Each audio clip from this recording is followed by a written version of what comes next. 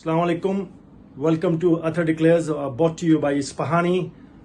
I thought Bangladesh played a terrific match, apart from that lapses in the fielding department, especially in the catching department. But it's a part of the game. One has to understand that Mushfiqur has taken some very good catches in the past.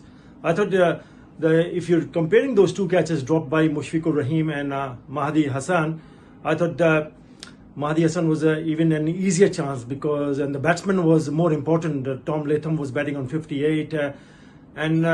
One also must not forget the fact that once the ball is above the waist high, it's not easy to catch the ball like this. You need to go uppercut. And I thought he was a bit confused. But then again, having said that, let's concentrate on the third and final ODI. Bangladesh have got a lot to play for the pride and honor, and what they showed in the second one-day international after not very disappointing performance in the first match. They proved that they are more than capable of scoring runs, bowling well. What they need is support from the fielding department. Yeah, what I really would like to see is a better approach in the fielding department, especially in the catching department. And if they can hold on to their catches, then they will surely come out tops in the last one-day international. Batting will be the key one more time. Slow start, I'm talking about slow start, not to lose early wickets. And also in those middle overs, between 20 and 40, Bangladesh only managed to score 93 runs in those 20 overs. And if they can just rotate strike and maybe instead of 93, and maybe another 20 more runs added in those middle overs, then you might even get up to 300. So that's what I would want them to think about. And obviously, wickets in hand will be the key.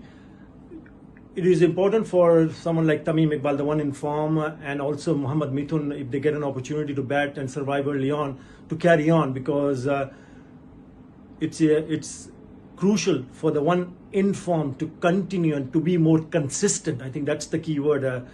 You need to be more consistent to allow yourself to settle in early on and knowing your conditions very well, because you've batted for a long period of time.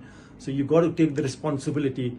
And if you do that, then again, you'll have a challenging total on the board. Yeah, in the bowling department, we saw Mustafizur could not complete his full quota of overs. He went out in the 9th over, and I hope he's fit, because he's the one who picked up that early wicket of Martin Guptill. But if he is for some reason not available for selection, then I'd like to see maybe Rubul Hussain, the experience of Rubul Hussain, or even I'll be happy to see Shariful Islam, the left-arm seamer, the quick, who is quite tall and he should be quite effective in these conditions. He's quite aggressive and he'll be eager to do well. He's a really good prospect for Bangladesh. And apart from that, I thought the bowling department looks pretty settled. Taskin Ahmed bowled with fire, got the ball to bounce, bowled with a lot of pace. There was a bit of a movement of the seam and also swing away. Doesn't really reflect on his stats or the figures in that second one-day international. And Mohammad Saifuddin, I also felt very bowled in a good line and lengths. The spinners stood out. Mahdi Hassan, Miraj and Mahdi Hassan, 2 for 42 and none for 38 in those 20 overs, And it was excellent to see them bowl in the way they bowled in that fashion, and I'm hoping they can repeat the performance. So hopefully Bangladesh can also really put in a good effort in the bowling department.